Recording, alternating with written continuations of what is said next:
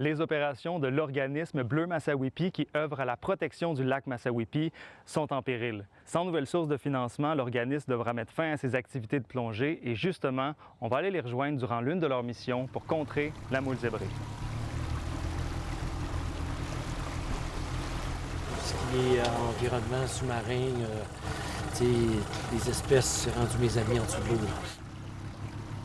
Les activités de plongée sous-marine de retrait pour la moule zébrée sont des activités quand même très coûteuses. Ce qui arrive avec un OBNL comme nous, c'est que le financement est au projet. Donc, on peut appliquer sur des demandes de subventions gouvernementales, ou provinciales, ou fédérales.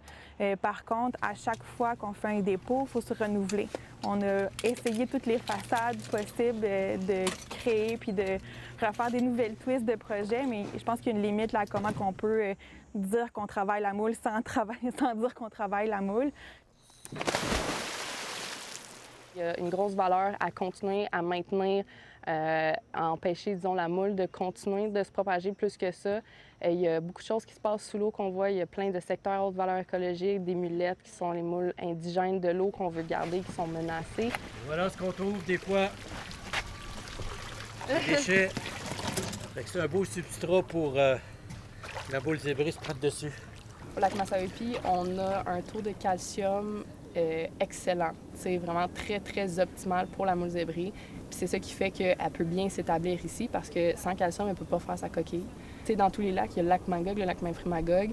Eux sont propices, mais nous, on est très propices. Il y a plein de moules zébrées au niveau des siphons. Donc cette mulette-là ne peut pas bien respirer. Puis, ben, malheureusement, elle va mourir. Fait que nous, ce qu'on fait, dans le petit sac noir, on enlève les moules zébrées. Donc là, il n'y a plus de moule zébrée, puis je vais aller la déposer comme ça dans le fond. Elle a un pied qui sort ici pour se déplacer. Les deux siphons sont là. Donc là, on peut respirer. Là, on va pouvoir respirer. Si c'est pas vous qui le faites, par contre, qui va s'en occuper? C'est une très bonne question. Le ministère a, oui, un peu de compétences et tout ça, mais nous, on est vraiment, on a développé une expertise liée à notre lac, liée à notre milieu.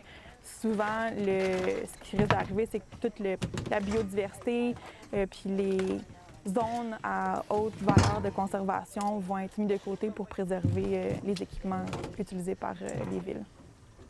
Des discussions sont en cours avec les différents paliers de gouvernement pour obtenir du financement, mais sans nouvel argent, Bleu Massawippi devra mettre fin à ses activités de plongée dès le 31 août.